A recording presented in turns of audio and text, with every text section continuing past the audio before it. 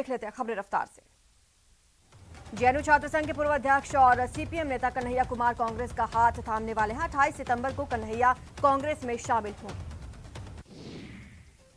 पंजाब में कैबिनेट का विस्तार रविवार शाम 4:30 बजे होगा। मुख्यमंत्री राज्यपाल से मुलाकात कर शपथ ग्रहण का वक्त मांगा था।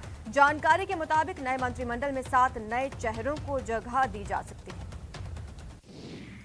दिल्ली में पहले राष्ट्रीय सहकारिता सम्मेलन का आगाज हुआ। यह सम्मेलन इंदिरा गांधी इंडोर स्टेडियम में आयोजित हुआ। इस सम्मेलन को सहकारिता मंत्री अमित शाह ने संबोधित किया। अमित शाह ने सहकारिता सम्मेलन में अपने संबोधन में कहा कि सहकारिता का यह अभियान रुकना नहीं चाहिए, इसके काम का दायरा बढ़ना चाहिए। लोकसभा स्पीकर ओम बिरला के कर्नाटक दौरे का दूसरा दिन। बिरला मीडिया से रूबरू हुए, कहा लोकतंत्र को मजबूत करना प्राथमिकता होना चाहिए। उपराष्ट्रपति वेंकैया नायडू और राज्यपाल कलराज मिश्र की 2 दिवसीय यात्रा को लेकर जैसलमेर में तैयारियां अंतिम दौर पर हैं। दौरे को लेकर सर्किट हाउस सहित शहर की सड़कों का कायाकल्प हो गया है। वीआईपी कमरों के रंग रोगन के साथ बिजली के कार्य और अन्य सभी आवश्यक व्यवस्थाएं वीआईपी विजिट के प्रोटोकॉल के अनुसार की जा रही हैं। 26 सितंबर और 27 सितंबर को उपराष्ट्रपति और राज्यपाल जैसलमेर दौरे पर रहेंगे। कांग्रेस नेता राहुल गांधी ने असम में हिंसा के मुद्दे पर मोदी सरकार पर हमला बोला। राहुल गांधी ने कहा, अगर सबके लिए नहीं है तो कैसी आजादी। प्रधानमंत्री मोदी और राष्ट्रपति बाइडेन के बीच हुई मुलाकात के बाद दोनों देशों ने संयुक्त बयान जारी किया। बयान में दोनों ही देशों ने सीमा पार आतंकवाद की निंदा करते हुए 26/11 के मुंबई हमलों के दोषियों को जल्द से जल्द पकड़कर उनके खिलाफ कड़ी कार्रवाई की बात कही। पीएम मोदी आज यूएन की महासभा को संबोधित करेंगे। माना यह जा रहा है कि कोरोना, आतंकवाद, अफगानिस्तान के मुद्दे पर पीएम मोदी दुनिया को बड़ा संदेश दे सकते हैं। संयुक्त राष्ट्र महासभा में भारत की प्रथम सचिव स्नेहा दुबे ने पाकिस्तान के प्रधानमंत्री इमरान खान के कश्मीर वाले बयान पर कड़ा विरोध जताया। उन्होंने कहा, पाकिस्तान के प्रधानमंत्री इमरान खान ने भारत के आंतरिक मामलों को दुनिया के मंच पर लाने और झूठ फैलाकर प्रतिष्ठित मंच की छवि खराब करने की कोशिश की। व्हाइट हाउस में अमेरिकी राष्ट्रपति जो बाइडेन और प्रधानमंत्री नरेंद्र मोदी की मुलाकात हुई। बाइडेन के अमेरिकी राष्ट्रपति बनने के बाद दोनों नेताओं के बीच ये पहली मुलाकात है। पीएम मोदी ने अमेरिकी राष्ट्रपति जो बाइडेन की तारीफ करते हुए कहा कि भारत यूएस रिश्तों के लिए आपका विजन प्रेरक है। मुझे साल 2015-16 में विस्तार से आपके साथ बात करने का मौका मिला था। पीएम मोदी ने जो बाइडेन से मुलाकात के दौरान कहा कि द्विपक्षीय शिखर सम्मेलन महत्वपूर्ण है। हम सदी के तीसरे दशक की शुरुआत में मिल रहे हैं। ये दशक भारत और अमेरिका के लिए बेहद अहम होने वाला है। अमेरिकी राष्ट्रपति जो बाइडेन ने कहा, आज हम भारत अमेरिका संबंधों में एक नए अध्याय की शुरुआत कर रहे हैं। हर रोज 4 मिलियन भारतीय अमेरिका को मजबूत बना रहे हैं। व्हाइट हाउस में पीएम मोदी के साथ बैठक के दौरान जो बाइडेन ने कहा, दोनों देशों के बीच रिश्ते और मजबूत होंगे। पीएम मोदी के व्हाइट हाउस आने से वो खुश हैं। राष्ट्रपति जो बाइडेन और प्रधानमंत्री मोदी की मुलाकात के बाद क्वाड शिखर सम्मेलन में विश्व के नेता शामिल हुए। इस दौरान पीएम मोदी ने हिंद प्रशांत क्षेत्र में साथ मिलकर काम करने का आह्वान किया। क्वाड शिखर सम्मेलन में पीएम मोदी ने कहा, दुनिया कोरोना संकट का सामना कर रही है। हम यहाँ कोरोना काल में मानवता के लिए एकजुट हुए हैं। उन्होंने कहा, हमारा सहयोग इंडो पैसिफिक में शांति सुनिश्चित करेगा। क्वाड लीडर समिट में पीएम मोदी ने पहली फिजिकल क्वाड समिट की ऐतिहासिक पहल के लिए राष्ट्रपति जो बाइडेन को धन्यवाद दिया। क्वाड लीडर समिट में प्रधानमंत्री मोदी ने कहा, हमारा quad vaccine initiative Indo Pacific देशों की बड़ी मदद करेगा। क्वाड शिखर सम्मेलन में पीएम मोदी ने कहा, दुनिया कोरोना संकट का सामना कर रही है। हम यहाँ कोरोना काल में मानवता के लिए एकजुट हुए हैं। साथ ही उन्होंने कहा, हमारा सहयोग इंडो पैसिफिक में शांति सुनिश्चित करेगा। चिकित्सा मंत्री डॉक्टर रघु शर्मा ने सोनोग्राफी मशीनों की ऑनलाइन रजिस्ट्रेशन प्रक्रिया का वर्चुअल शुभारंभ किया। इम्पैक्ट पोर्टल से सोनोग्राफी मशीनों के निर्माताओं, आयातकों, वितरकों, डीलर्स आदि के लिए ऑनलाइन रजिस्ट्रेशन किया जा सकेगा। राज्य सूचना आयोग में पहली बार लोक अदालत लगाई गई, जहां जेडीए से जुड़े कल 268 मामलों की सुनवाई हो रही है। इस लोक अदालत में मुख्य सूचना आयुक्त डीबी गुप्ता सहित 5 सूचना आयुक्त सुनवाई कर रहे हैं। इस मौके पर सूचना आयोग ने जेडीए के अधिकारियों को भी तलब किया। न्यूज 18 से खास बातचीत में मुख्य सूचना आयुक्त ने कहा, आने वाले दिनों में सूचना आयोग जगह जगह लोक अदालतें लगाएगा। उपनेता प्रतिपक्ष राजेंद्र सिंह राठौड़ ने कहा कि अगले विधानसभा चुनाव में राजस्थान में बीजेपी का कोई सीएम चेहरा नहीं होगा और प्रधानमंत्री मोदी, गृहमंत्री अमित शाह, जेपी नड्डा के चेहरे पर चुनाव लड़ा जाएगा। वहीं इधर पंजाब में हुई सियासी उठापटक को उन्होंने प्रदेश कांग्रेस में चल रही गुटबाजी से जोड़ा। राठौड़ ने कहा, राजस्थान में अंदर ही अंदर आग सुलग रही है। गैंगस्टर संपत नेहरा के नाम पर चूरू के राजगढ़ में व्यापार मंडल अध्यक्ष से 1 करोड़ की रंगदारी की मांग पर बीजेपी नेता राजेंद्र राठौर ने सरकार पर निशाना साधा। उन्होंने इस मुद्दे को प्रभारी मंत्री की मीटिंग में उठाया। राजेंद्र राठौर ने चूरू एसपी से यहां तक कह डाला कि कोई पुलिस वाला तो गैंगस्टर्स की मदद नहीं कर रहा है। राजेंद्र राठौर ने व्यापारी से भी मुलाकात की और कहा कि प्रदेश में अपराधियों का बोलबाला है। चूरू सांसद राहुल कस्वां ने पंडित दीनदयाल उपाध्याय मेडिकल कॉलेज का निरीक्षण किया। इस मौके पर सांसद ने निर्माण कार्य में लापरवाही पर अपनी नाराजगी जताई। सांसद राहुल कस्वां ने कहा 190 करोड़ के मेडिकल कॉलेज का निर्माण कार्य 2017 में पूरा हो जाना चाहिए था, लेकिन अभी तक कार्य अधूरा पड़ा है। सांसद राहुल ने कहा कि यहां करोड़ों रुपए के सेंटर कूलिंग सिस्टम, जनरेटर आदि धूल फांक रहे हैं, लेकिन उनका उपयोग नहीं किया गया। सांसद ने कहा मेडिकल कॉलेज से जुड़ी समस्याओं को लेकर वो भारत सरकार के मंत्री से मुलाकात करेंगे। पंडित दीनदयाल उपाध्याय की 105वीं जयंती पर बीकानेर शहर बीजेपी की ओर से कार्यक्रम का आयोजन। इसमें केंद्रीय मंत्री अर्जुन मेघवाल ने दीनदयाल की प्रतिमा को माल्यार्पण कर श्रद्धांजलि अर्पित की। उच्च शिक्षा मंत्री भंवर सिंह भाटी ने बीकानेर में फुटबॉलर चुनीलाल पंवार की जयंती पर उनकी प्रतिमा पर पुष्पांजलि भेंट की। इस मौके पर उन्होंने कहा चुनीलाल पंवार ने फुटबॉल के माध्यम से बीकानेर का नाम रोशन किया। अलवर जिले में जिला स्तरीय सीनियर महिला मुक्केबाजी प्रतियोगिता संपन्न हुई। ये मुक्केबाजी प्रतियोगिता इंदिरा गांधी स्टेडियम में आयोजित की गई। झुंझुनू में खेतड़ी के सेफरा गुवार में राजकीय उच्च माध्यमिक विद्यालय नए कक्षों का एक समारोह में लोकार्पण किया गया। समारोह में खेतड़ी विधायक डॉक्टर जितेंद्र सिंह मुख्य अतिथि के तौर पर मौजूद रहे। सिविल सेवा परीक्षा का रिजल्ट जारी हो गया। शुभम कुमार ने किया टॉप, जागृति अवस्थी और अंकिता जैन दूसरे और तीसरे स्थान पर रहे। यूपीएससी सिविल सर्विसेज 2020 का रिजल्ट घोषित हो गया। परीक्षा में चूरू के गौरव बुड़ानिया ने बाजी मारते हुए 13वां रैंक हासिल किया। परीक्षा में बिहार के शुभम कुमार ने टॉप किया। गौरव आरएएस परीक्षा 2018 में भी 12वां रैंक हासिल कर चुके हैं। वहीं गौरव के जयपुर स्थित निवास पर बधाई देने वालों का तांता लगा हुआ है। 2015 बैच की टॉपर और आईएएस अधिकारी टीना डाबी की बहन रिया डाबी भी इस परीक्षा में पास हुई। रिया डाबी ने 15वीं रैंक हासिल की। रीट परीक्षा पर सरकार की ओर से पुख्ता तैयारी की गई है। सेंटर्स पर मोबाइल बैन रहेंगे, किसी को भी ले जाने की इजाजत नहीं होगी। सरकार और निजी बस ऑपरेटर्स में बात बन गई है। अब रीट अभ्यर्थी निजी बसों में भी फ्री में सफर कर सकेंगे। परिवहन मंत्री खाचरियावास ने कहा सभी निजी बस ऑपरेटर्स के हितों का ख्याल रखा जाएगा। रीट चेयरमैन डीपी जरौली ने परीक्षा से पहले अभ्यर्थियों से सेंटर्स पर 1 घंटे पहले पहुंचने की अपील की। साथ ही कहा अभ्यर्थी भीड़ भाड़ से परहेज करें और प्रशासन का पूरा सहयोग करें। रीट अभ्यर्थियों को सरकार ने एक और बड़ी राहत दी। अब मेट्रो में भी वो फ्री सफर कर सकेंगे।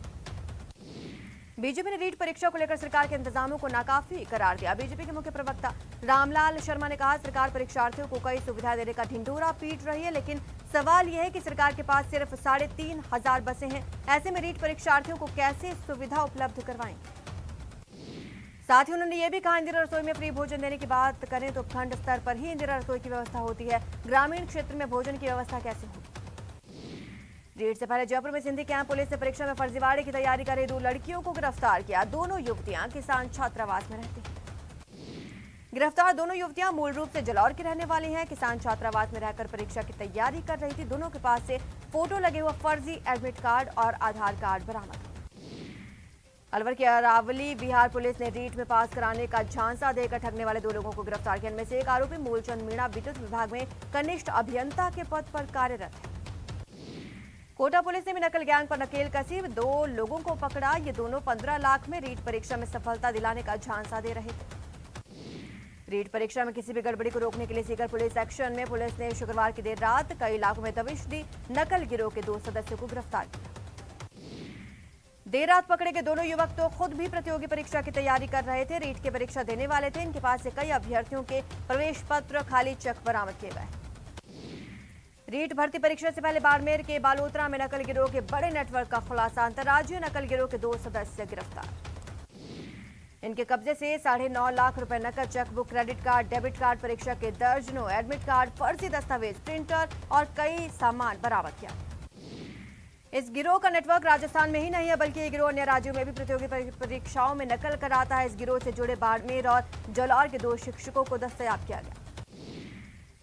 रीट परीक्षा के लिए टोंक जिला प्रशासन ने विशेष इंतजाम किए हैं। अभ्यर्थियों को आवाजाही और खाने पीने में कोई परेशानी ना हो, इसके लिए रोडवेज ने बस स्टैंड पर एक कंट्रोल रूम बनाया है। टोंक डिपो के पास 74 बसें हैं। इनमें से 65 बसों को परीक्षार्थियों के लिए लगाया गया। 9 बसों को रिजर्व रखा गया। यहाँ रुकेंगे छोटे से ब्रेक के लिए, जल्द हाजिर होंगे।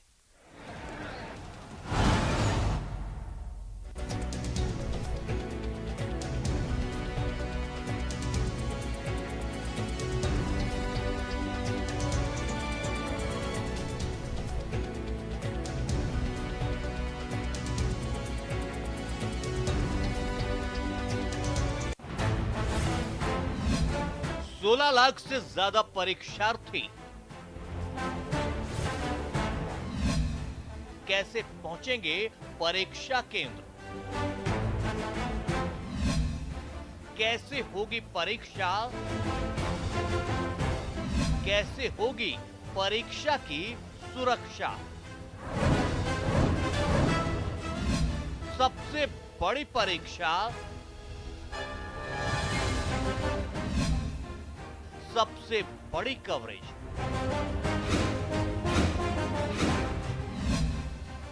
रविवार दिन भर देखिए न्यूज़ 18 राजस्थान पर।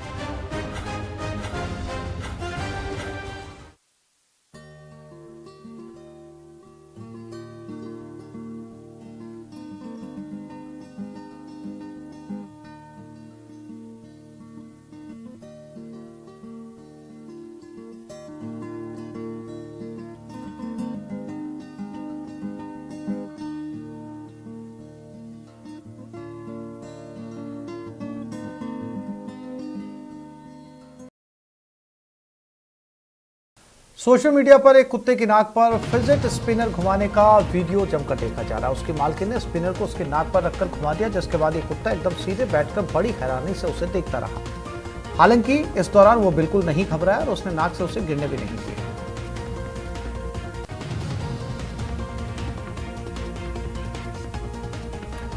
ये देखिए, ये सिर्फ इंसान ही नहीं, कुत्ता भी बाहुबली दिखता है। इसे देखने में इंटरेस्ट भी आ रहा है। फिल्म से प्रेरित होकर ये भी फिल्म के एक सीन को कुछ इस तरह भेड़ पर ट्राई करता है। शायद बाहुबली 3 की तैयारी कर रहा है।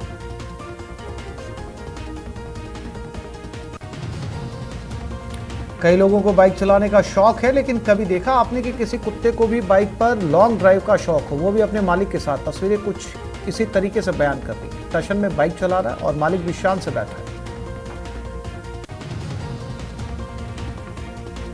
जो गरजते हैं वो बरसते नहीं। इस वीडियो में कहावत बिल्कुल फिट बैठती है। जहां दो कुत्ते एक दूसरे पर भौंक रहे हैं, लेकिन दोनों के बीच एक लोहे का गेट आता है। जब गेट खुलता है तो दोनों नॉर्मल हो जाते हैं।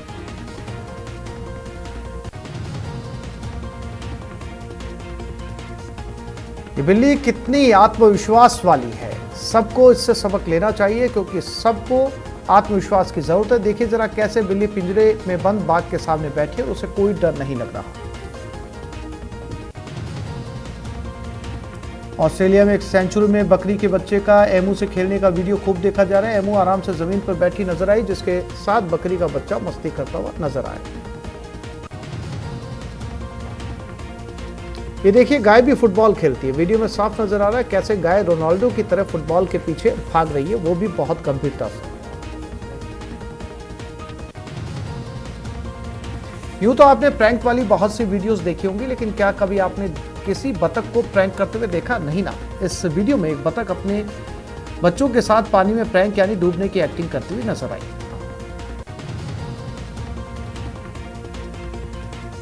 सोशल मीडिया पर चिंपैंजी का गुस्से वाला वीडियो भी वायरल हुआ। दरअसल चिंपैंजी को लोगों द्वारा फोटो खींचना पसंद नहीं और फोटो खींचने पर वो लोगों पर गुस्सा करने लगा।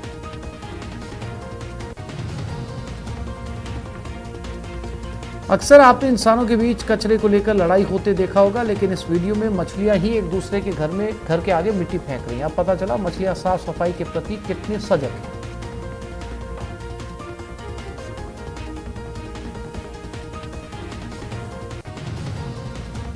सोशल मीडिया पर एक कुत्ते की नाक पर फिजेट स्पिनर घुमाने का वीडियो जमकर देखा जा रहा है। उसकी मालकिन ने स्पिनर को उसके नाक पर रखकर घुमा दिया, जिसके बाद ये कुत्ता एकदम सीधे बैठकर बड़ी हैरानी से उसे देखता रहा। हालांकि इस दौरान वो बिल्कुल नहीं घबराया और उसने नाक से उसे गिरने भी नहीं दिया।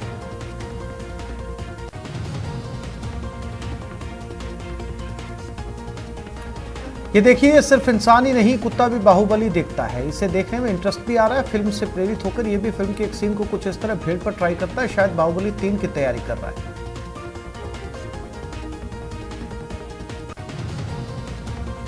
कई लोगों को बाइक चलाने का शौक है, लेकिन कभी देखा आपने कि किसी कुत्ते को भी बाइक पर लॉन्ग ड्राइव का शौक हो, वो भी अपने मालिक के साथ। तस्वीरें कुछ इसी तरीके से बयान कर रही है। टशन में बाइक चला रहा है और मालिक भी शान से बैठा है। जो गरजते हैं वो बरसते नहीं। इस वीडियो में कहावत बिल्कुल फिट बैठती है, जहां दो कुत्ते एक दूसरे पर भौंक रहे हैं, लेकिन दोनों